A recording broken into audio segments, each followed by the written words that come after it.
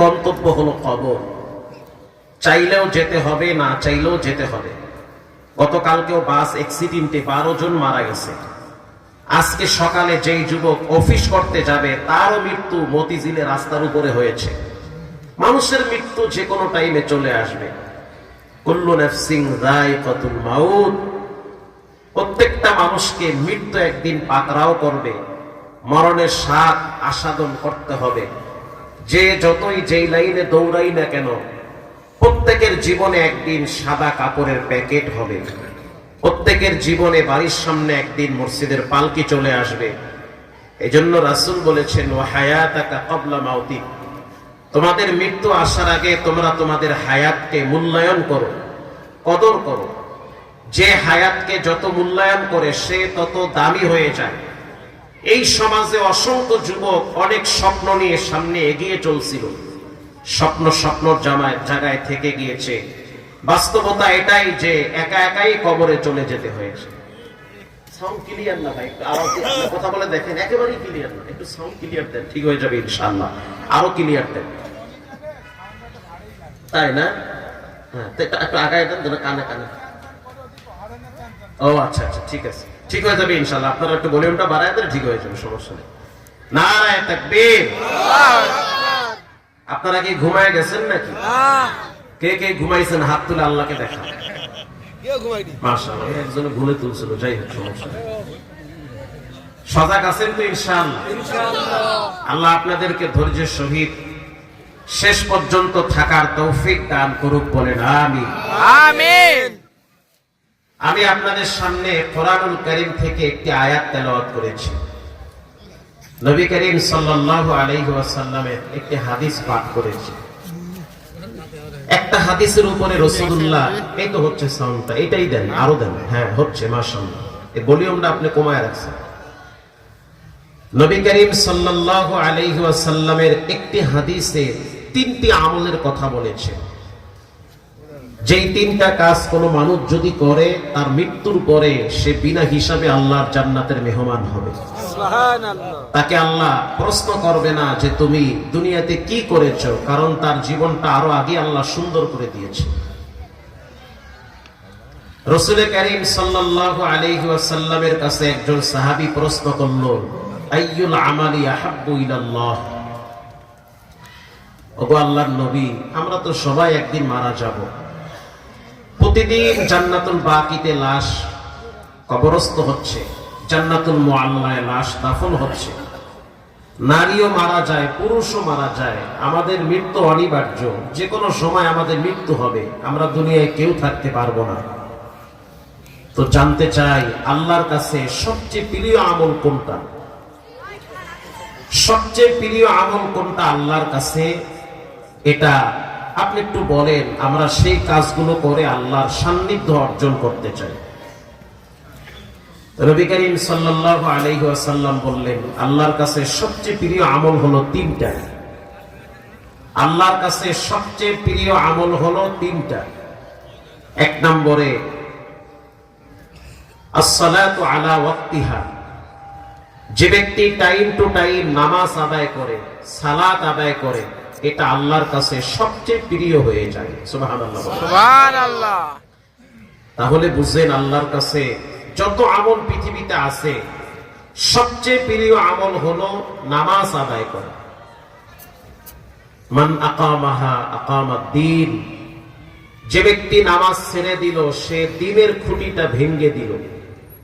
প্যান্ডেলটা উপরে আছে, খুঁটির উপরে। খুঁটি যদি না থাকে, প্যান্ডেল কি থাকবে? এটা পড়ে যাবে। তো দ্বীনের খুঁটি হলো নামাজ। বলেন, ইসলামের খুঁটি কি? নামাজ। যদি আপনি না পড়েন, তো আপনি নিজেই ইসলামের খুঁটিটা ভেঙে দিলেন। আল্লাহর কাছে সবচেয়ে প্রিয় হলো নামাজ। এরপরে সাহাবী আবার বলল, আল্লাহর কাছে আর কোনটা আমল প্রিয়? নবী করিম সাল্লাল্লাহু আলাইহি ওয়াসাল্লাম বলেন, বিররুল ওয়ালিদাইন। এভাবেই থাক, আর হাত দিয়ে থাক। আল্লাহর কাছে সবচেয়ে প্রিয় হলো মা বাবার খেদমত করা। সুবহানাল্লাহ, সুবহানাল্লাহ। 3 নম্বরে আল জিহাদু ফি সাবিলিল্লাহ। জালেমের সামনে হক কথা বলা হলো সবচেয়ে আল্লাহর কাছে প্রিয় আমল। তাহলে রাসূল বলেছেন আল্লাহর কাছে সবচেয়ে প্রিয় আমল তিনটা। বলেন আল্লাহর কাছে সবচেয়ে প্রিয় আমল কয়টা? তিনটা।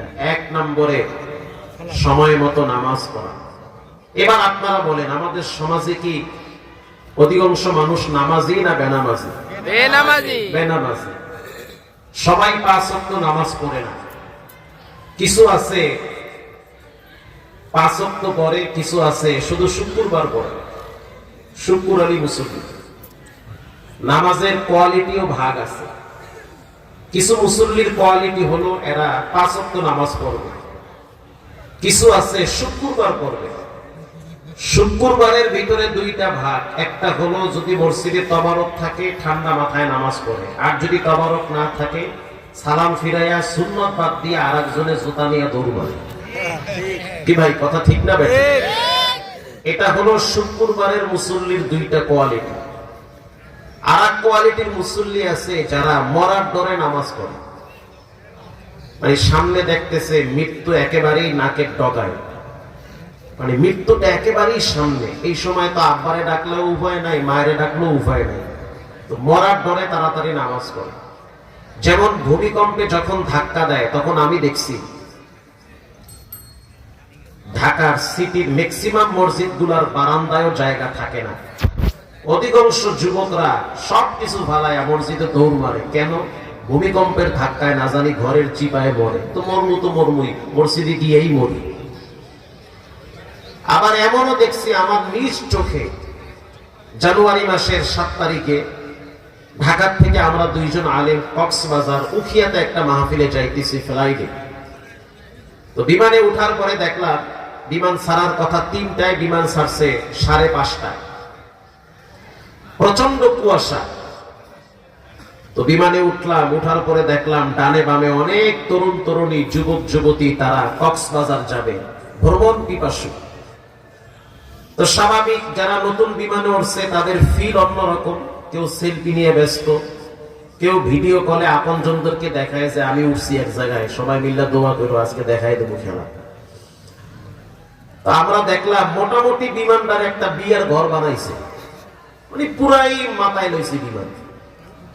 বিমান যখন হালকা উড্ডীন করেছে, কিছুক্ষণ পরেই ক্যাপ্টেন সাহেব বলতেছে যে আপনারা সিট বেল্ট গুলো আরো একবার শক্ত করে বাঁধেন, আমরা হয়তো দুর্ঘটনার কবলে পড়তে পারি। বিশ্বাস করেন যখনই মরণের সিগন্যাল দিছে, বিপদের সংকেত বলার সাথে সাথে এক একজনের চেহারা অমাবস্যার রাতের মতো হয়েছে। আমার পাশে যিনি ভদ্রলোক, সে আমাকে বলতেছে হুজুর পশ্চিমটা কোন দিকে? কথা কি বুঝতেছেন? সে পশ্চিম খুঁজতেছে বেটাইমে, অথচ নামাজের টাইমে এর খবর নাই। কিসের নামাজ? এ তো মোবাইল নিয়ে ব্যস্ত। যখনই পাইলট সাহেব বলল যে আমরা দুর্ঘটনার কবলে পড়তে পারি, তখনই বলতেছে হুজুর পশ্চিম কোন দিকে? আমি কইলাম পশ্চিম উপরের দিকে। সে আমাকে বলল হুজুর আমার সাথে কি মজা নিতেছেন? আমি বললাম হ্যাঁ অবশ্যই, পশ্চিম উপরে। জোহরের নামাজ পড়ছেন, সত্য করে বলবেন। মরা তো নাহের দ্বারে, বিচার কথা কর তো উপায় নাই। জোহরও পড়ি নাই, ফজরও পড়ি নাই, আমিও পড়ি নাই, আমার আব্বাইও পড়ে নাই। শীতের মধ্যে মসজিদে যাওয়ার সময় আছে আমগো। এই লোকটা নামাজের জন্য পশ্চিম খুঁজতেছে শুধুমাত্র মরার ডরে। কথা আস্তে বলবেন না জোরে বলেন? মৃত্যুর ডরে। ঢাকার থেকে লঞ্চে বরিশাল যাইতেছি, লঞ্চে উঠা দেখি মাশাআল্লাহ অনেক দরবেশ বাবারা বৈশা বৈশা তাস খেলায়, বিশাল বড় বড় দাড়ি। কেউ দেখি ক্যারাম বোর্ড খেলায়, কেউ লুডু খেলায়, কেউ বিড়ি টানে, কেউ ছবি দেখে। 3-4 হাজার যাত্রী, এর ভিতরে ধরেন পুরুষ আছে 1000-এর মতো, আরো বেশি হবে। অথচ আমরা এশারের সময় নামাজ পড়লাম মাত্র 70 থেকে 80 জন। বিশাল মুসলমানের জামাত নামাজ পড়ে না, বসে বসে টিভি নিয়ে ব্যস্ত। সবাই আল্লাহরে মানে, বিশ্বাস করে, অথচ নামাজ পড়ে না।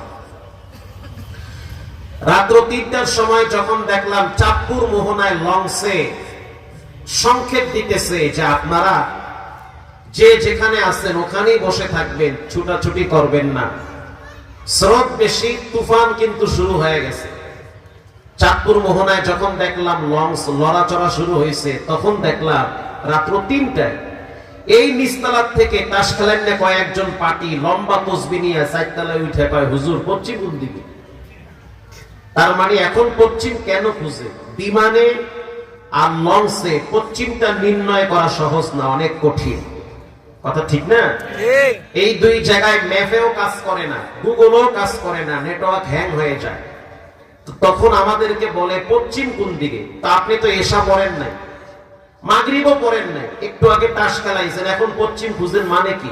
বলে হুজুর মরমু তো মরমু, নামাজটা কইরেই মরি। এরে কয় মরান নামাজ। বলেন এরে কি নামাজ করে? মরান নামাজ। এইরকম নামাজ পড়লে, এরকম নামাজ পড়লে হঠাৎ নামাজ কি হবে? কেমনে হবে? সে তো সূরা কালামই ঠিক নেই।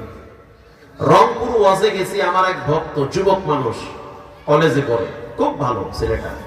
আমাকে বলে হুজুর আমার মোবাইলে আপনার 3 থেকে 400 বয়ান ডাউনলোড করা, আমি খুব আপনার বয়ান শুনি, আমার ফ্যামিলি সবাই আপনার ভক্ত। মাশাআল্লাহ। তা আমি মজা কইরা বললাম তুমি কি নামাজ পড়ো? হুজুর আমি শুক্রবার নামাজ পড়ি। তার মানে সে বুঝাইলো অন্য দিনে পড়ে না, শুধু শুক্রবার পড়ে। শুক্রবার পড়লেই কি অন্য দিনের নামাজ হয়ে যায়? হয় না, প্রতিদিন পড়তে হয়। এবার আমি তাকে টেস্ট করতেছি, দেখি যারা শুধু শুক্রবার নামাজ পড়ে এরা ম্যাক্সিমাম দোয়া কালাম ঠিক মতো পারে না, ম্যাক্সিমাম পারে না, ভুলে যায়। 5 ওয়াক্ত পড়ার পরেও তো অনেকেই পারে না। আর যে শুক্রবার পড়ে হে আর কদ্দুর পারবে? তা আমি তাকে বললাম তুমি কি ছানা পারো?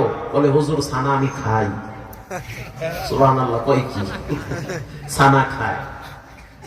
আমি বললাম ছানা তো পরে, এটা আজকে আপনার কাছেই শুনলাম। তার মানে সে আমার বয়ান শুনে, ওয়াজ মাহফিলে যায়, সব কিছু ঠিক আছে, কিন্তু 5 ওয়াক্ত নামাজ পড়ে না। যার কারণে ছানার সাথে তার সম্পর্ক নাই। নামাজের ভিতরে কিছু দোয়া কালাম আছে, এগুলোর সাথে তার সম্পর্ক তখনই থাকবে যখন সে প্রতিদিন 5 ওয়াক্ত নামাজ পড়বে। রাসূল বলেছেন আল্লাহর কাছে সবচেয়ে প্রিয় হলো প্রতিদিন যে লোকটা 5 ওয়াক্ত নামাজ পড়ে, সে আল্লাহর কাছে সবচেয়ে প্রিয় বান্দা হয়ে যায়। সুবহানাল্লাহ। অন্য এক হাদিসে রাসূল বলেছেন মান গাদা ইলাল মসজিদ আও রাহা আ'আদাল্লাহু লাহু নুজুলাহু মিনাল জান্নাহ কুল্লামা গাদা আও রাহা। কেউ যদি সকালে আর সন্ধ্যায় মসজিদে যায়, কেউ যদি সকালে আর সন্ধ্যায় মসজিদে নামাজের জন্য যায়, রাসূল বলেছেন সে যেন অপেক্ষায় থাকে তার রব তার জন্য জান্নাতে দস্তরখানা বিছায়া তারে মেহমানদারি করাবে। সুবহানাল্লাহ, সুবহানাল্লাহ বলিও বাড়ায় দেন। সুবহানাল্লাহ। কেউ যদি এশারের নামাজ আর ফজরের নামাজ মসজিদে গিয়ে পড়ে, অথবা বাহিরে প্রচুর বৃষ্টি হইতেছে, মসজিদে যাওয়ার সুযোগ নাই, ঝড় তুফান শুরু হয়ে গেছে, বাধ্য হয়ে সে ঘরেই নামাজ আদায় করলো, স্ত্রী সন্তান নিয়ে জামাতের সহিত ঘরেও নামাজ পড়া যায়। রাসূল বলেছেন যেই লোকটা নামাজ ভুলে না, রব্বুল আলামিন তার বিপদের দিন তাকেও ভুলবে না। সুবহানাল্লাহ। যে নামাজ ভুলে না, এমন একটা মুসিবত তার সামনে আসবে, ওই টাইমে রব তাকে ভুলবে না, হঠাৎ তার জন্য অন্ধকার রাস্তায় আলোকিত করে দিবে। সুবহানাল্লাহ। নামাজের এটা একটা বৈশিষ্ট্য। নামাজিওয়ালাদেরকে আল্লাহ কোথাও ঠেকায় না, কোনো না কোনো ভাবে আল্লাহ তাদেরকে হিফাজত করে। আল্লাহু আকবার। এবার রব্বুল আলামিন কোরআনে বলেন ইয়া আইয়ুহাল্লাযীনা আমানুস্তাঈনু বিস-সাবরি ওয়াস-সালাহ আল্লাহু আকবার। ইন্নাল্লাহা মা'আস-সাবিরিন।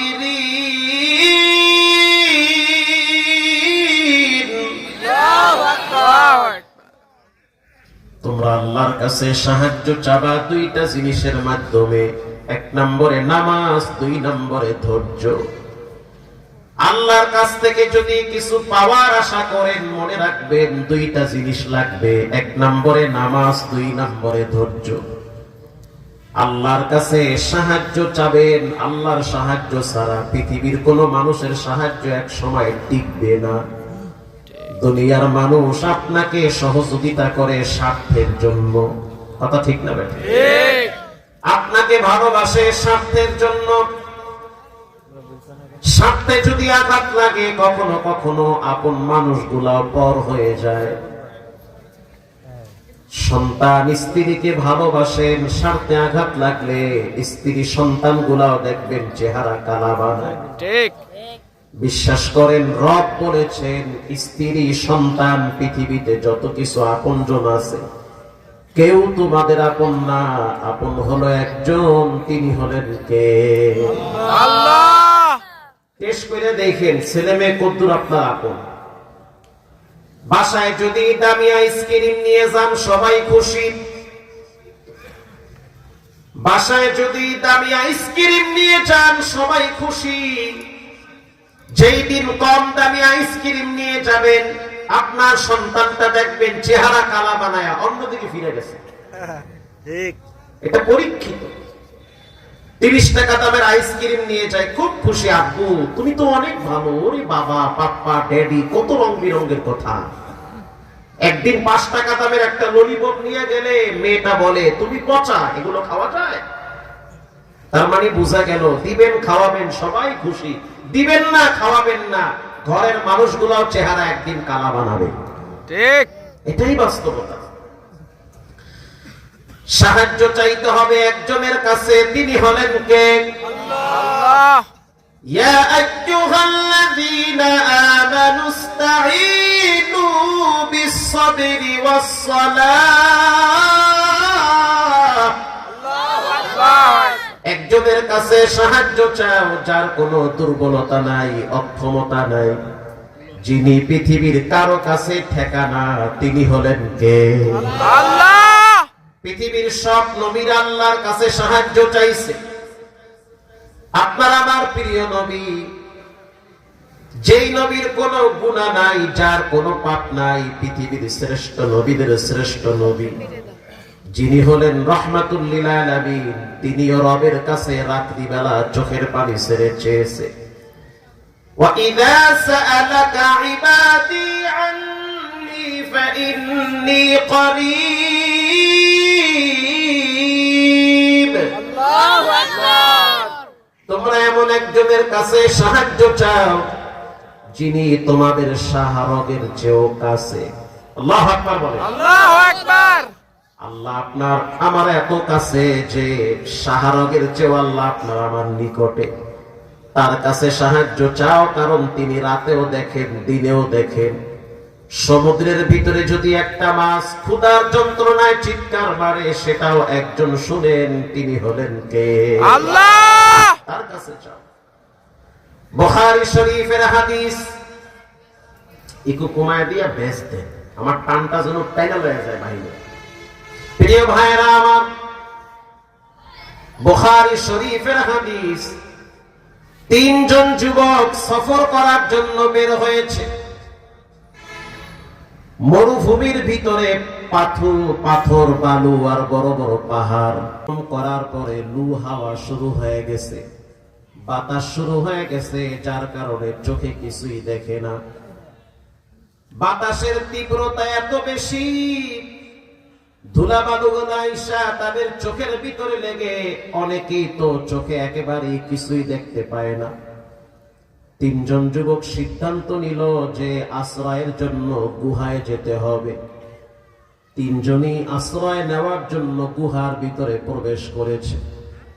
যখনই গুহায় প্রবেশ করলো, বড় একটা পাথর আইসা গুহার মুখটা আটকে গেছে। এবার 3 জন যুবক শ্বাস টানতে পারে না, চোখেও দেখে না। মানুষ কখনো কখনো এমন এমন বিপদে পড়ে, পৃথিবীর কেউ তাকে দেখে না, দেখে একজন, তিনি হলেন কে? আল্লাহ।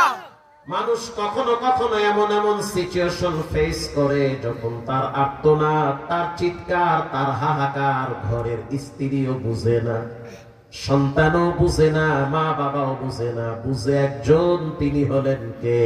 আল্লাহ। আল্লাহ পাক বুঝেন। তিনজন যুবক যখন গুহার ভিতরে আশ্রয় নিল, পাথর আইসা যখন গুহার মুখ একেবারে ফেসে গিয়েছে, তিনজনই চোখে দেখে না, শ্বাস টানার মতো শক্তি তিনজনে হারিয়ে ফেলেছে।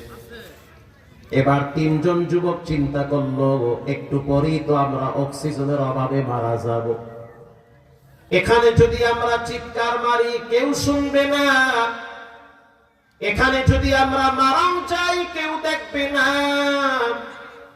এখানে যদি আমাদের লাশ পড়ে থাকে তারপরেও কেউ মাটি দেওয়ার জন্য আসবে না, কারণ এমন একটা জায়গায় ফেসে গিয়েছি যেখানে কেউ দেখে না, দেখে একজন, তিনি হলেন কে? আল্লাহ।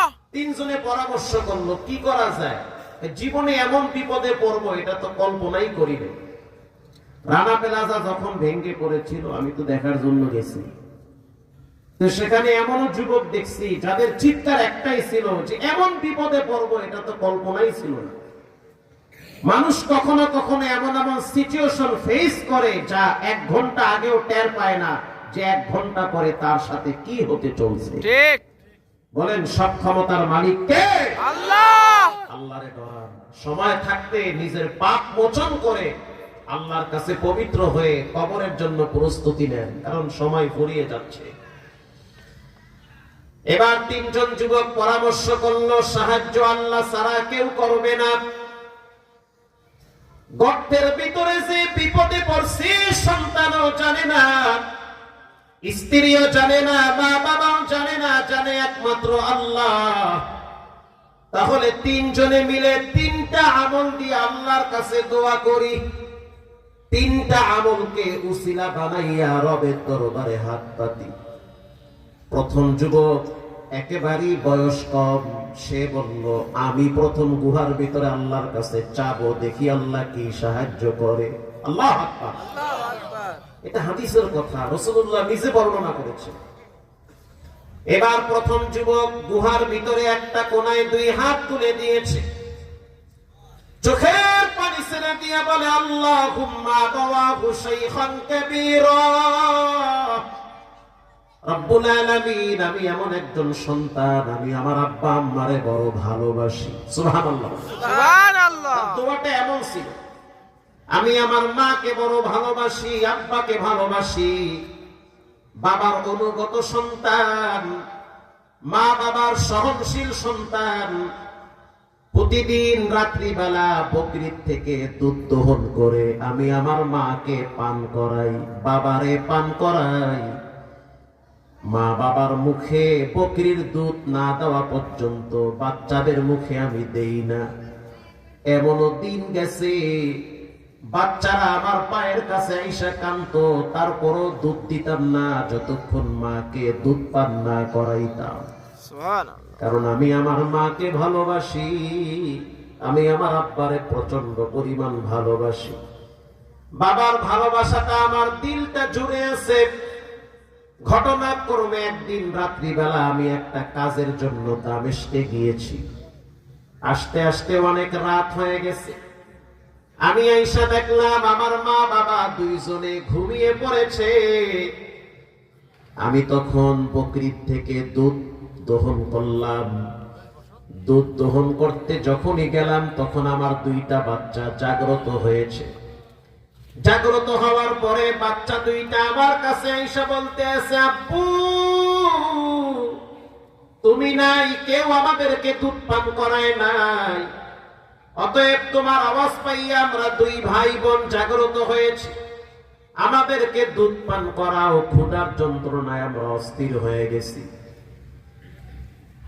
রব্বুল আলামিন সেই রাতেও আমি আমার বাচ্চা 2টারে দুধ না দিয়া মা বাবার ঘুমন্ত মাথার শিওরে আমি দাঁড়িয়েছিলাম। আমার মা বাবা 2 জনে যখন ফজরের আজানের আওয়াজ পাইয়া জাগ্রত হইল, তখন আমার মা চোখ খুলে দেখলো যে আমি দুধের গ্লাস নিয়ে দাঁড়িয়ে আছি। তখন আমার মা আনন্দে আত্মহারা হয়ে খুশিতে তিনি কেঁদে দিয়েছে। আল বুকাউ মিনাল ফারাহ, মানুষ কখনো কখনো খুশিতে কেঁদে দেয়।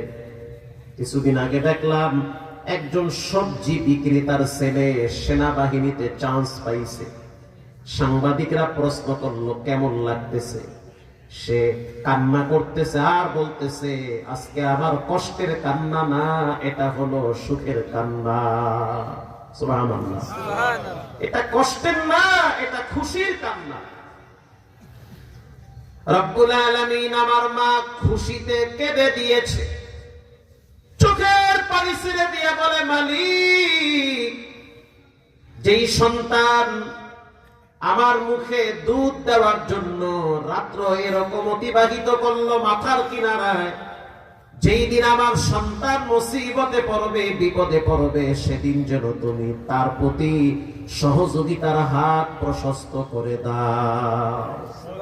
আল্লাহ তুমি তাকে হেফাজত করো। রব্বুল আলামিন ওই দিন আমার মাকে দেখছি চোখের পানি ছেড়ে দোয়া করছি। ওই দিনের মায়ের দোয়াটা যদি কবুল হয়, আর আমার দিলে যদি মা বাবার প্রতি তোমার জন্য ভালোবাসা থাকে, তাহলে এই পাথরের গজব থেকে হেফাজত করো। রাসূল বলেছেন বলার সাথে সাথে হাত নামাবার আগে পাথর 1/3 অংশ সরে গিয়েছে। সুবহানাল্লাহ। পাথর সইরা গেছে। দ্বিতীয় যুবক আল্লাহর দরবারে দোয়া শুরু করছে ভালো একটা আমল দিয়ে, রব্বুল আলামিন আমি একটা খারাপ যুবক, জীবনে অনেক অপরাধ করছি কিন্তু কিছু ভালো কাজও করছি। আমি আমার চাচাতো বোনকে ভালোবাসতাম, আমার চাচাতো বোন দেখতে অনেক সুন্দরী, রূপসী, সুশ্রী ছিল, যার প্রতি আমি আসক্তি ছিলাম।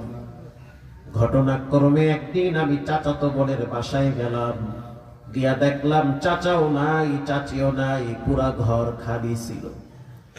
ওই সময় আমি আমার কামনা বাসনা পূরণ করার জন্য চাচাতো বোনকে যখন আমি ডাক দিয়েছি, তখন আমার চাচাতো বোন বলেছে ইন্নী আখাফুল্লাহ,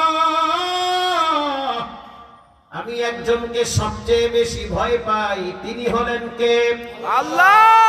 আমার চাচাতো বোনের কথা শুনে আমার ভিতরে কলিজার পানি শুকায় গেছে। আমি চাইলে আমার চাচাতো বোনকে নিয়ে আমার বেডরুমে যেতে পারতাম, আমি আমার চাচাতো বোনকে ভোগ করতে পারতাম রে আল্লাহ, কিন্তু শুধুমাত্র কেবলমাত্র তোমার ডরে চাচাতো বোনের সাথে আমি জেনা ব্যভিচারে লিপ্ত হই নাই। ওটা যদি তোমার জন্য হয়ে থাকে পাথরের গজব থেকে বাঁচায় দাও। রাসূল বলেছেন দোয়াটা করতে দেরি সাথে সাথে পাথর 3/2 সরে গিয়েছে, পাথর সইরা গেছে। তৃতীয় যুবক আল্লাহর দরবারে দোয়া করল, রব্বুল আলামিন এমন একটা চিপায় পড়ছি চিৎকার মারলে কেউ শুনবে না রে আল্লাহ। আমি একজন ব্যবসায়ী মানুষ, বিজনেসম্যান, আমার বাড়িতে একজন কর্মচারী কামলা দিত, ঘটনাক্রমে 1 মাস ডিউটি করার পর বেতন না নিয়ে চলে গেছে। কথা কি বুঝতেছেন? জি। বেতন না দিয়ে যখন চলে গেল, তখন আমি তার টাকাটা ব্যবসায় খাটাইছি। ব্যবসায় খাটানোর পরে কোটি কোটি টাকা লাভ হয়েছে, বিশাল বড় ডেইলি ফার্ম হয়ে গেছে। 12 বছর পরে সেই কর্মচারী আমার বাড়িতে আসছে, আইসা বলতে আসি মালিক আমার বাপ অসুস্থ, ওই যে 1 মাস আপনার বাড়িতে ডিউটি করছি, ওই 1 মাসের বেতনটা যদি দেন হয়তো আমার আব্বার চিকিৎসাটা ভালো হবে। আল্লাহর রাসূল বলেছেন এই দোয়াটা যখন আল্লাহর দরবারে করতেছিল তখন তার চোখের অশ্রু বায়া বায়া পড়ে, কারণ তার শ্বাস তো বন্ধ হয়ে যাচ্ছে, তার চিৎকারও মানুষ শোনে না, শোনে একজন, তিনি হলেন কে? আল্লাহ। রব্বুল আলামিন আমি আমার সেই কর্মচারীকে 12 বছর পর তার বেতনের সাথে সাথে পুরা ব্যবসার কোটি কোটি টাকার মাল তাকে আমি ফিরিয়ে দিছি। তখন সেই কর্মচারী খুশিতে আনন্দে আত্মহারা হয়ে চোখের পানি ছেড়ে দোয়া করেছে, আল্লাহ যেই মালিক এত বড় দয়াশীল, এত বড় সহনশীল, যেদিন মালিক বিপদে পড়বে সেদিন তুমি রহমতের হাত মালিকের প্রতি বাড়ায়া দাও। রাসূল বলেছেন, বলার সাথে সাথে মাথার উপরের পাথরটা বাতাসের ধাক্কায় সরে গিয়েছে, সুবহানাল্লাহ। একেবারেই সাত খালি হয়ে গেছে। প্রথম যুবক দোয়া করেছিল মাকে নিয়ে, আমি আমার মা বাবারে ভালোবাসি, যেই পরিমাণ ভালোবাসা দরকার তার চেয়েও বেশি ভালোবাসি। আল্লাহর রাসূল বলেছেন, পৃথিবীর মানুষ শুনে নাও, আলা উনাব্বিউকুম বিআকবারিল কাবায়ের, পৃথিবীর ভিতরে তিনটা কবিরা গুনাহ মারাত্মক ভয়ঙ্কর। এক নম্বরে আশিরকু বিল্লাহ, কেউ যদি আল্লাহর সাথে শিরিক করে, এটা মস্ত বড় অপরাধ, কবিরা গুনাহ। এবার আপনাদের কাছ থেকে জানতে চাই, সিজদা পাওয়ার উপযুক্ত একজন, তিনি হলেন কে? আল্লাহ। সন্তান চাইতে হবে একজনের কাছে, তিনি হলেন কে? আল্লাহ। রিজিক চাইতে হবে একজনের কাছে, তিনি হলেন কে? আল্লাহ।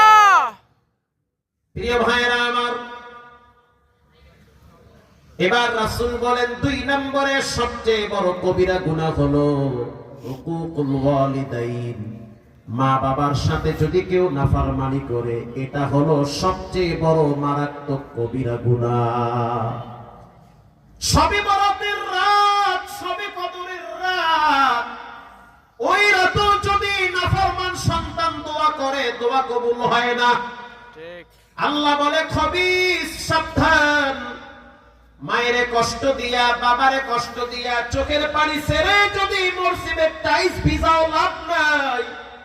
মা বাবা যদি দিল খুলে দোয়া করে, 5 ওয়াক্ত সালাত পড়ার পরে লক্ষ লক্ষ নামাজ আপনি যদি আদায় করেন, যেই নামাজগুলো নফল নামাজ যদি 1 লক্ষ রাকাত হয়, এটার যেই পরিমাণ নেকি হয় তার চেয়ে বেশি নেকি হয় কেউ যদি তার মা বাবার সাথে হাসি দিয়ে কথা বলে। সুবহানাল্লাহ।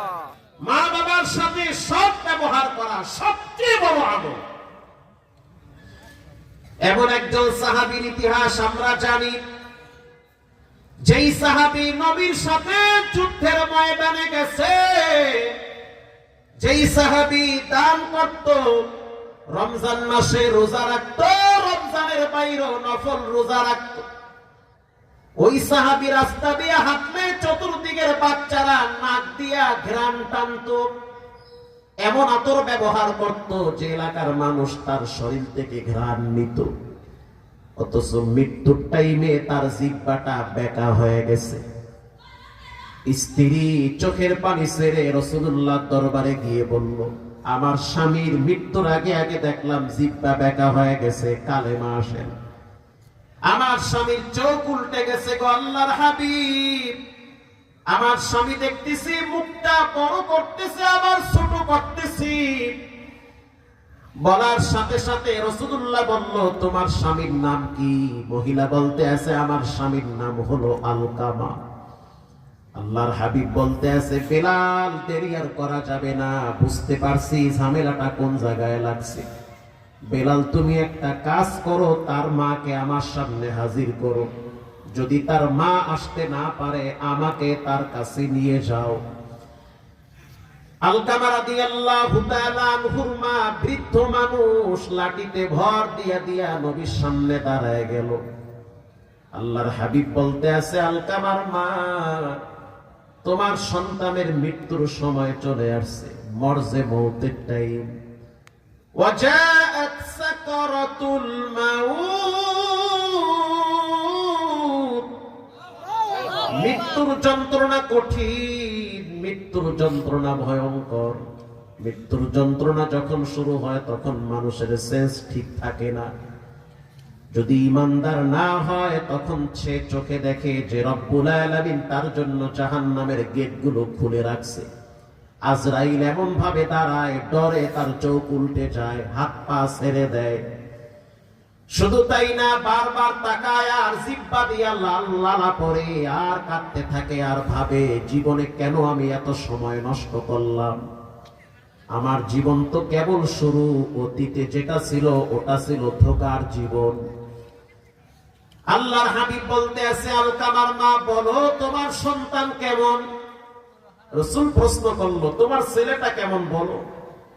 বুড়ি মানুষ বলতে আছে, আমার ছেলে তো অনেক ভালো। কি উত্তর খেয়াল করি, আমার ছেলে খুব ভালো হুজুর, আপনার সাথে জিহাদে গেছে, আল্লাহর রাস্তায় দানও করে, রমজান মাসে রোজা রাখে, শুধু তাই না তাহাজ্জুদও করে, খুব ভালো ছেলে। এটা বইলা হাইসা দিছে বুড়ি মহিলা। রাসূল বলতেছে, সত্য করে বলো তোমার ছেলের সাথে তোমার সম্পর্ক কেমন?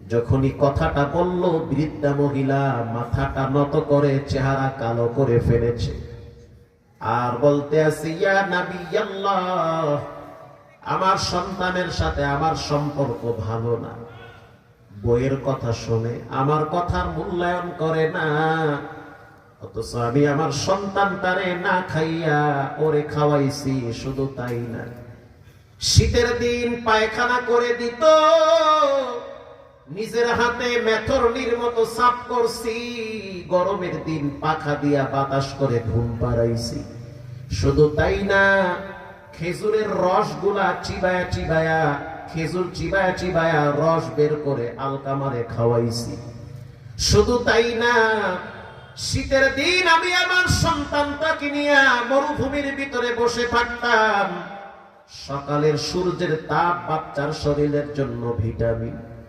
অথচ আমি মা সেই সূর্যের তাপ আমার বাচ্চাটারে মাথায় নিয়ে তাপ দেওয়াইতাম। আল্লাহু আকবার, আল্লাহু আকবার। আমি হইলাম সেই মা। দুঃখ এমন একটা মা আমি, আমার সন্তান এখন বড় হইছে, বিবাহ করছে, রক্ত গরম, টাকার গরম, আমলের গরম, এখন দেখি আমার সন্তান বিবির কথার প্রাধান্য দেয়, আমার কথাকে মূল্যায়ন করে না, আমার কলিজাটা ছিদ্র ছিদ্র হয়ে গেছে।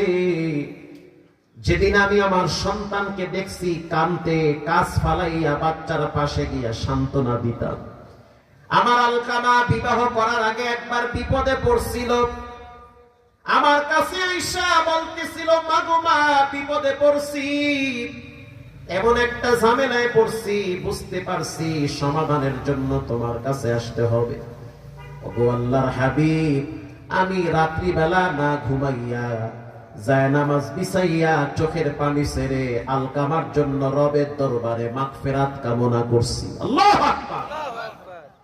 সন্তান বড় হওয়ার পরে রক্ত গরম হয়েছে, ঘাড় মোটা হয়ে গেছি, এখন আমার সন্তানকে দেখি বইয়ের সাথে সম্পর্ক ভালো, আমার সাথে সম্পর্ক খারাপ, আমার কথা তার কাছে কেন জানি ভালো লাগে না, আমি নাকি বুড়ি হয়ে গেছি, আমার কথা নাকি এক্সেস হয়ে যায়, মাঝে মাঝে আমার কথা নাকি বেশি হয়ে যায়, আমার কথার ব্যালেন্স ঠিক থাকে না, আমার ছেলে আমারে বলে। আল্লাহর হাবিব বলতে আছে, আলকামার মা, তুমি তো জানো না তোমার ছেলের এখন পরিণাম কি হয়েছে। আলকামার মা চুপচাপ দাঁড়িয়ে আছে, চুপচাপ দাঁড়িয়ে আছে, কিছুই বলে না।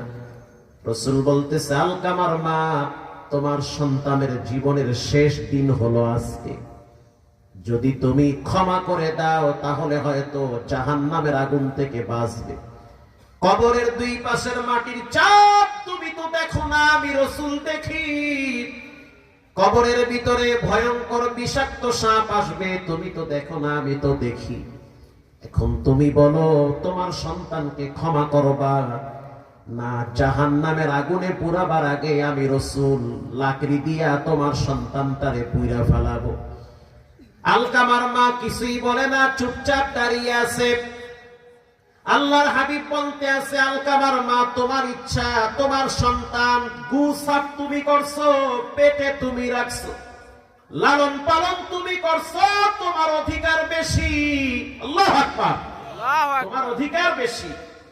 তুমি যদি ক্ষমা না করো, আমি রাসূলের কিছুই করার নাই, আর যদি ক্ষমা করো তাহলে আল্লাহর পক্ষ থেকে সুসংবাদ আছে। আলকামার মা বলল, না, আমার মনে কষ্ট আছে, ক্ষমা হবে না।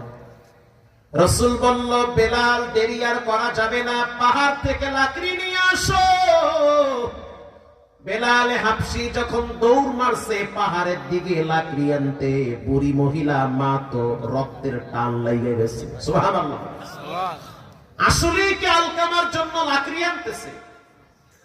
মুআজ ইবনে জাবাল বর্ণনা করেন, আলকামার মা যখন আরে আরে তাকায় দেখলো আসলেই তো বেলাল হাবশী আমার ছেলেটাকে আগুনে পোড়ার জন্য লাকড়ি আনতেছে। আলকামার মা তখন বলল, ইয়া নবী আল্লাহ, সত্যি কি আপনি আমার ছেলেরা আগুনে পুড়বেন? গ্রাম্য মহিলা আও বাও বোঝে না। রাসূল বলল, তোমার কি মনে হয় আল্লাহ এবং রাসূলকে তোমার সাথে প্রতারণা করতে পারে? বেলালকে পাঠায় দিছি লাকড়ি আইনা, এখানে আগুন ধরায় দিব আর তোমার সন্তানকে জীবন্ত পোড়া হবে। তারপরও চাই তোমার ছেলেকে যেন জাহান্নাম থেকে আল্লাহ বাঁচায় দেয়। আলকামার মা বলতে আছে, ইয়া রাসূলুল্লাহ, যেহেতু আমার সন্তান পেটের ভিতরে আমি রাখছি, সহ্য আমি করছি, ধৈর্য আমি ধরেছি, আপনি স্পষ্ট শুনে নেন, আল্লাহকেও শুনায় দেন, আমি আলকামার মা এই মুহূর্তে আলকামাকে ক্ষমা করে দিয়েছি। সুবহানাল্লাহ। রাসূল বলল, বেলাল যেতে হবে না, তাড়াতাড়ি আলকামার খবর নিয়ে দেখো কেমন আছে। বেলাল হাবশী চলে গেল আলকামার বাড়িতে। দরওয়াজার সামনে যখন পা রাখছে, চিৎকার মেরে আলকামা বলতে আছে, লা ইলাহা ইল্লাল্লাহু মুহাম্মাদুর রাসূলুল্লাহ সাল্লাল্লাহু আলাইহি ওয়াসাল্লাম। চিন্তা করছে, একজন সাহাবী, মায়ের সাথে সম্পর্ক দূরত্ব, যার কারণে জিহ্বায় কালেমা পেঁচায় গেছে, কালেমা আসে না, আল্লাহ পাক আটকায় দিয়েছে। না, ওই জায়গা ঠিক রাখতে হবে। আল্লাহকে যদি খুশি করতে চান, মা বাবাকে খুশি করতে হবে। কথা ঠিক না? ঠিক। সারাদিন রোজা রাখবেন, সারা রাত তাহাজ্জুদ করবেন, এতে যেই পরিমাণ নেকি মায়ের সাথে হাসি দিয়ে কথা বললে এর চেয়ে বেশি নেকি জমা হয়ে যায়। সুবহানাল্লাহ। যাদের টাকা পয়সা নাই ঘরে গিয়া মায়ের চেহারা দেখেন, যাদের অর্থ নাই হজ করা, আব্বার দিকে তাকান আর ভাবেন যে এই লোকটাই তো ছোট থেকে আমাকে বড় বানাইছে।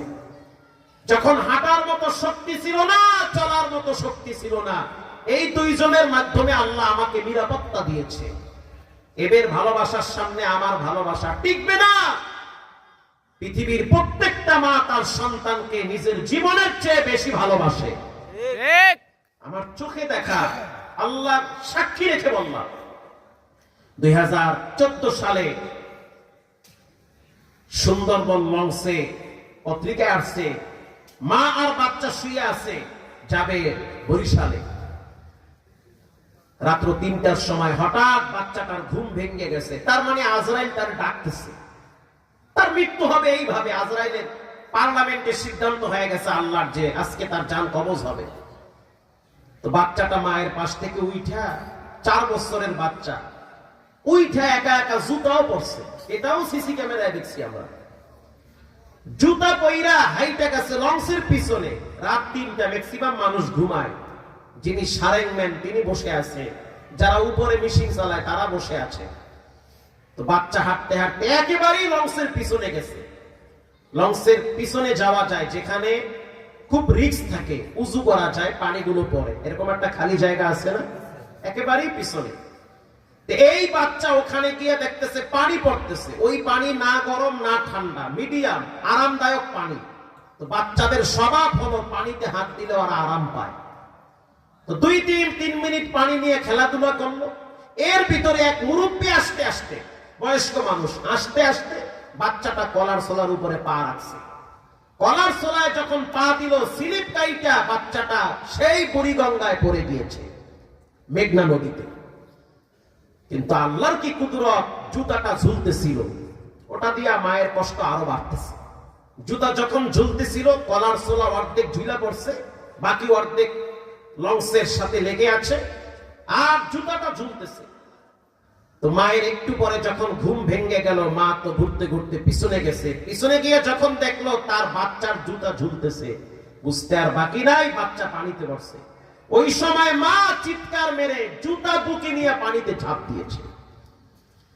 পরের দিন সেই কীর্তন খোলা নদীর কিনারায় জেলেরা মা আর বাচ্চার লাশ একসাথে উঠাইছে। তাহলে চিন্তা করেন, বাচ্চা যখন পানিতে পড়ে মা নিজের জীবনের মায়া না করে সেও পানিতে ঝাঁপ দেয়। এজন্য সন্তান মারা গেলে বাপ কবরে যাবে, মা কবরে যেতে পারবে না, নিষেধ। কারণ কোন বাচ্চা যখন কবরে শোয়ানো হয় তখন পৃথিবীর কোন মা সহ্য করতে পারে না। মা চাবে বাচ্চাকে শোয়াবার আগে আমারই শোয়া দাও। এজন্য রাসূল বলেছেন সবচেয়ে বড় কবিরা গুনাহ হলো যারা মা বাবার সাথে বেয়াদবি করে। আল্লাহ আমাদেরকে হেফাজত করুক, আমিন বলে। আমিন। বচনে নাই এমন কোন হিন্দু পাওয়া যাবে না 36 বছর পর্যন্ত যিনি বাইতুল্লাহর ইমাম, রমজান মাসে তারাবি পড়ায়, বাকি দিনগুলায় তিনি নামাজ পড়ায়। 36 বছর তিনি সুনামের সহিত কাবার প্রধান ইমাম। গত রমজানে উমরা সফরে দেখলাম সাংবাদিকরা প্রশ্ন করল, ও বাইতুল্লাহর ইমাম, এত সম্মান কেমনে পাইলেন? পৃথিবীর ভিতরে সবচেয়ে সম্মানিত জায়গা হলো খানায় কাবা, আর এই বাইতুল্লাহর মতো জায়গায় আপনি 36 বছর ইমামতি করেন। আপনার পিছনে রমজান মাসে 30 লক্ষ মানুষ দাঁড়ায়া সালাত আদায় করে। আল্লাহু আকবার। আল্লাহু আকবার। রমজান মাসে প্রায় 30 লক্ষ মুসল্লি মক্কা শরীফে তারাবি পড়ে, 2.5 ঘন্টা 3 ঘন্টা লাগায়া তেলাওয়াত করে, কারো ভিতরে বিরক্তি ভাব আসে না। আর আমগো দেশের মসজিদ গুলায় কম্পিউটার স্টার্ট দেয়, কি পরে নিজেও বোঝে না, পিছনে যারা খাড়াই রয়েছে হেরাও বোঝে না, খালি বোঝা যায় তাআলামুন। আল্লাহু আকবার। মুসল্লিরা যদি বলে ইমাম সাহেব, হাফেজ সাহেব আস্তে আস্তে পড়বেন, ধীরে ধীরে পড়বেন, উচ্চারণ ঠিক রেখা পড়বেন, কে নামাজ পড়লো কে পড়লো না দেখার বিষয় না, কোরআনের হক আদায় কইরা তারাবি পড়াইতে হবে। ঠিক। কথা ঠিক না বেঠিক? স্পষ্ট বলে আপনারাই কোন ইমাম সাহেব চালু করে শেষ করে।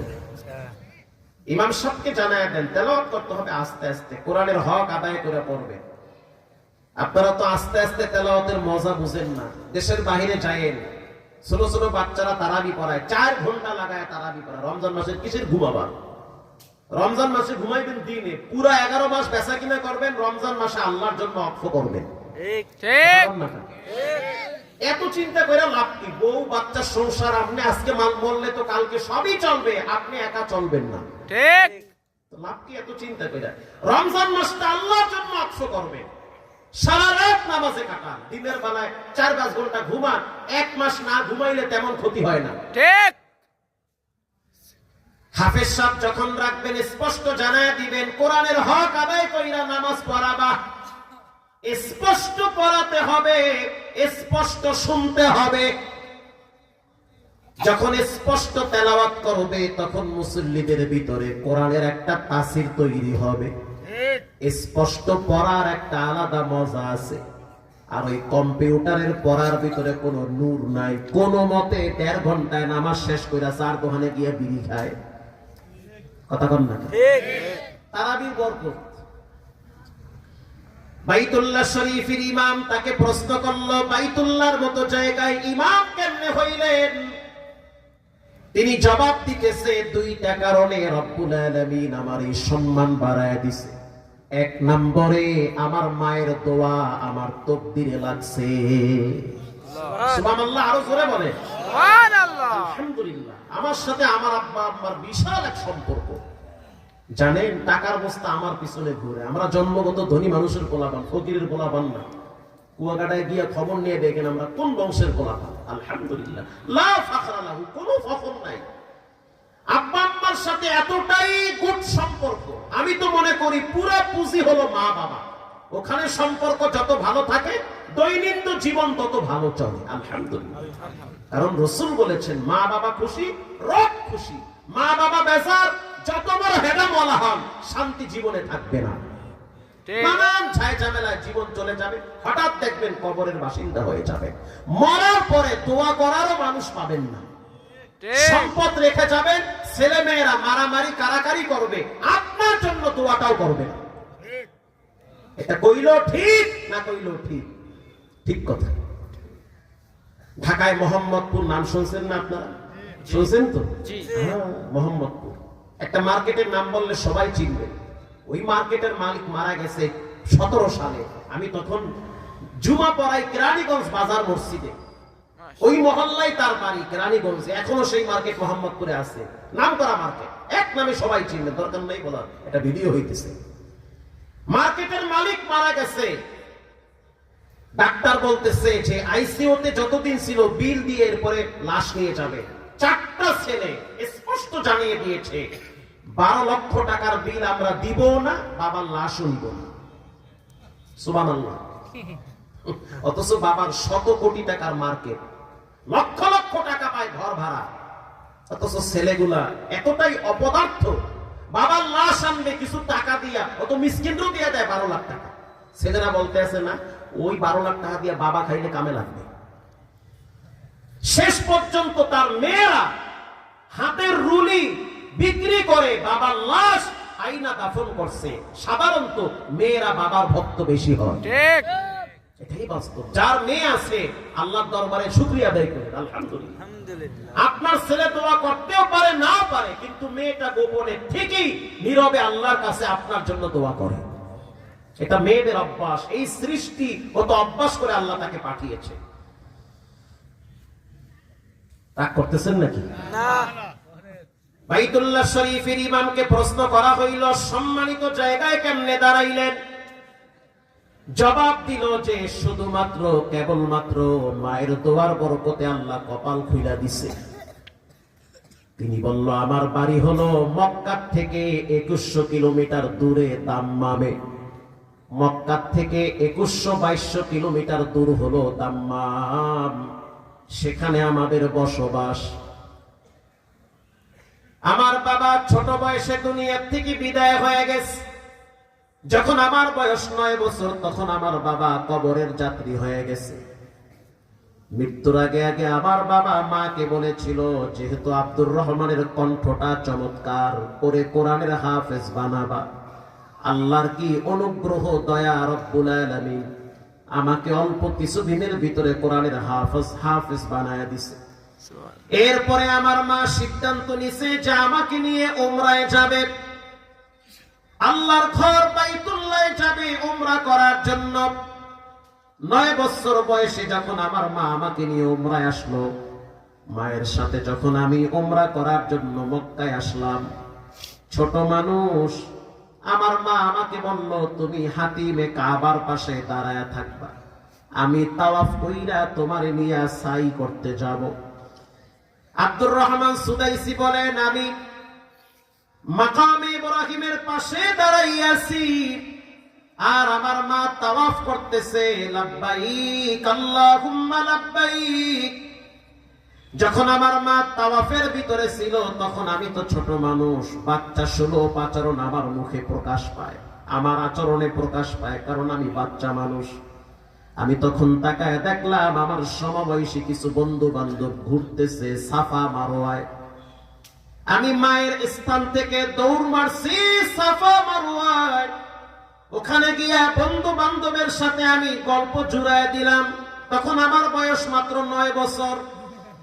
এদিকে আমার মা তাওয়াফ কমপ্লিট কইরা মাকামে ইব্রাহিমের পাশে আইসা দেখে আমি নাই।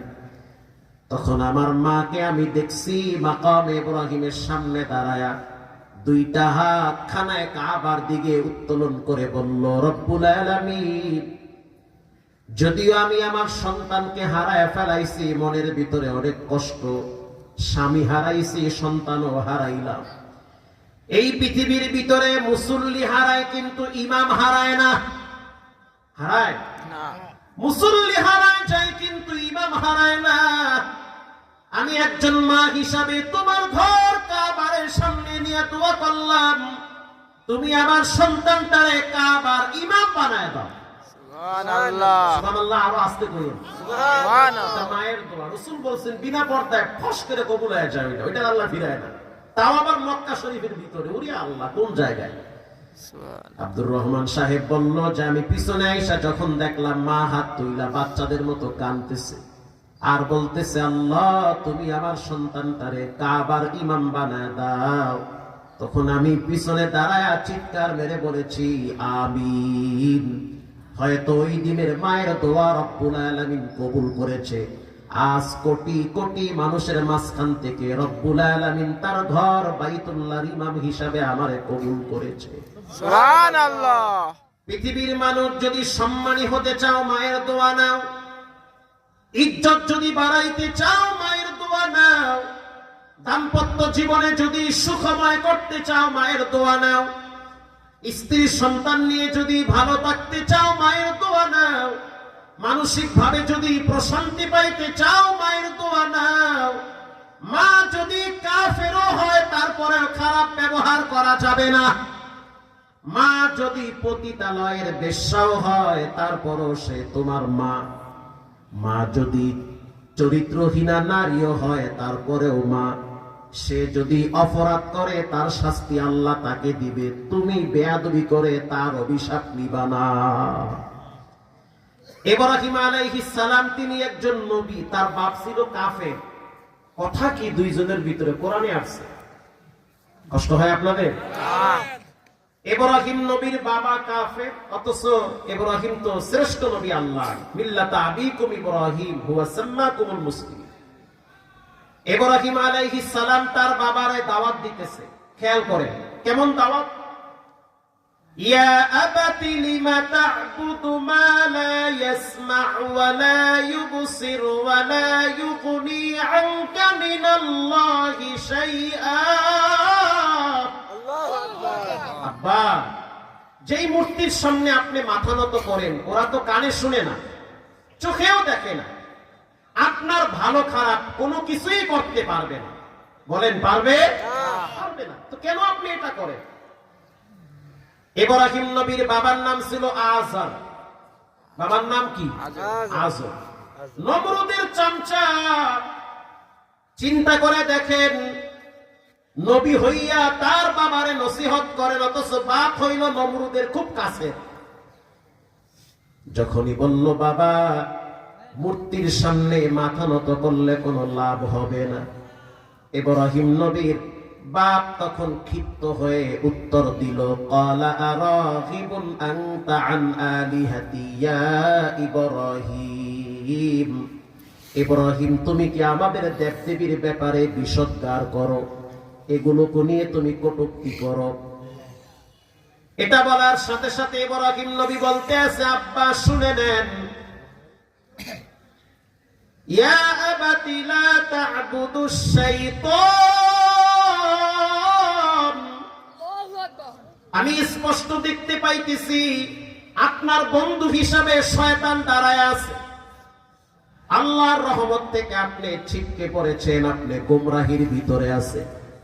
অনুরোধ করে বলি, বিনয়ের সহিত বলি, আপনি আমার আব্বা হন, আপনি আমার বাপ হন, বেয়াদবি করা যাবে না। বাপ যদি খারাপ হয় তার সাথে আচরণ গরম করা যাবে না। যদি খারাপ হয়, বাপ যদি খারাপ হয় তারপরও মাথায় ঝাঁকি দিয়ে কথা বলা যাবে না। বাপ যদি সমাজের চরিত্রহীন লম্পট হয় তারপরও সে বাপ। সবাই যদি বলে তোমার বাপ খারাপ, তুমি বলবা না তোমার বাপ খারাপ, তুমি বলবা আমার বাবা শ্রেষ্ঠ বাবা। ঠিক। কথা ঠিক না বেঠিক? তুমি জানো তোমার বাবা খারাপ, তারপরেও বলবা তোমার বাবা ভালো। তুমি জানো তোমার মা খারাপ, তারপরেও বলবা তোমার মা ভালো। এমনও হতে পারে তোমার ভালো ধারণার কারণে তোমার রব তোমার মায়ের বাবার আদর্শ আখলাক চরিত্র ভালো করে দিতে পারে, তুমি ভালো বলবা। ইব্রাহিম নবী যখন বাবারে নসিহত করলো, বাবায় রাগ করলো, হাতে একটা পাথর নিছে। قال أراغب أنت عن آلهتي يا إبراهيم। আল্লাহু আকবার। ইব্রাহিম, তুমি যদি আমাদের দেবদেবীর ব্যাপারে দ্বিতীয়বার কোনো বাজে মন্তব্য করো, পাথর কিন্তু তোমার মাথায় মারবো। দেখছেন নি কারবার? সন্তান বাবারে ভালো পথে আহ্বান করে, বাপ সন্তানকে পাথর মারতে চায়। ওয়াহজুরুনি মালিয়া, যদি পাথরের আঘাত সহ্য করতে না পারো তাহলে দেশ ছেড়ে চলে যাও। বাপ সন্তানকে বলে দেশ ছেড়ে চলে যাও, ঘর থেকে বেরিয়ে যাও। ইব্রাহিম নবী চোখের পানি ছেড়ে দিয়ে সেদিন রবের দরবারে বাবার জন্য দোয়া করেছিল, সাআস্তাগফিরু লাকা রাব্বি, আয় আমার রব আপনি আমার আব্বারে মাফ করে দেন, ইন্নাহু কানা বি হাফিয়া, ও আমার আব্বা জান আপনি আমার উপরে যতই ক্ষিপ্ত হন আমি কিন্তু আপনার জন্য রবের দরবারে ক্ষমা চাবো। সুবহানাল্লাহ। সুবহানাল্লাহ। সন্তান বাবার জন্য আল্লাহর দরবারে ক্ষমা চায় আর বলে, আল্লাহ তুমি আমারে অপমান করিও না, যেহেতু আমার আব্বা বেইজ্জতি আমারে দুনিয়ায় কইরো না। কিন্তু আল্লাহর সিদ্ধান্ত হলো চূড়ান্ত সিদ্ধান্ত। হেদায়েতের মালিক কোন নবীও না, হেদায়েতের মালিক কে? আল্লাহ। আল্লাহ পাক ইব্রাহিমের নবীর দোয়া কবুল করে নাই। ইন্নাকা লা তাহদি মান আহবাবতা ওয়ালাকিন্নাল্লাহা ইয়াহদি মান ইয়াশা। হেদায়েতের মালিক পৃথিবীর কেউ না, হেদায়েতের মালিক একজন, তিনি হলেন কে? আল্লাহ। ইব্রাহিম নবীর বাবা কিন্তু হেদায়েত পায় নাই। লূত নবীর বাবা লূত নবীর স্ত্রী কিন্তু হেদায়েত পায় নাই। নূহ নবীর সন্তান কেনান কিন্তু জাহান্নামে যাবে, হেদায়েত পায় নাই। এমনকি আপনার আমার প্রিয় নবী মুহাম্মদুর রাসূলুল্লাহ সাল্লাল্লাহু আলাইহি ওয়াসাল্লাম, যাকে আদর যত্ন তার চাচা করেছিল আবু তালেব, এমনকি রাসূলুল্লাহর বিবাহের খুতবা পড়েছে আবু তালেব, রাসূলুল্লাহকে নিরাপত্তা দিয়েছে আবু তালেব। সেই আবু তালেবকে রাসূল তার কোলের উপরে মাথা রাইখা কানের কাছে মুখ নিয়ে বলেছিল, চাচা যান একটা বার শুধু বলেন মুহাম্মাদান আবদুহু ওয়া রাসূলুহু, আমি আল্লাহর নবী, একটা বার বললে পৃথিবীর কেউ শুনবে না, আমি শুনবো আর আমার রব শুনবে, আর কেউ শুনবে না। মক্কার কেউ জানবে না যে আপনি আমার উপরে ঈমান আনছেন, আপনি গোপনে বলেন আমি নবী। জানতে চাই তার চাচা কি ঈমান আনছে? না। আনছে? আনে নাই। তাহলে চিন্তা করে দেখেন, নবীর চাচা হইয়াও ঈমান আনে না, তো বিষয়টা এমন। একই ঘরে বসবাস করবেন, বাবায় যাবে জান্নাতে, ছেলে যাবে জাহান্নামে। একই ঘরে বসবাস করবেন, এক ছেলে যাবে জান্নাতে আর এক ছেলে যাবে জাহান্নামে। হেদায়েতের মালিক আপনিও না, আপনার বাবাও না, হেদায়েতের মালিক একজন, তিনি হলেন কে? আল্লাহ। ইব্রাহিম নবী তার বাবার ব্যাপারে রব্বুল আলামিনের দরবারে দোয়া করছে, কবুল হয় নাই।